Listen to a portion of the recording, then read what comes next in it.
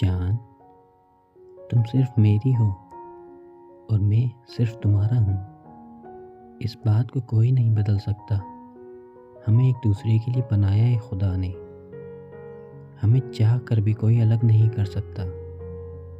ہاں، مشکلیں تو آئیں گی محبت میں، یہ تو زندگی کا دستور ہے، پر ہم ان مشکلوں کو کتنے بہتر سے سنبھالتے ہیں، وہی تو ہمارے رشتے کی مضبوطی کا ثبوت ہے۔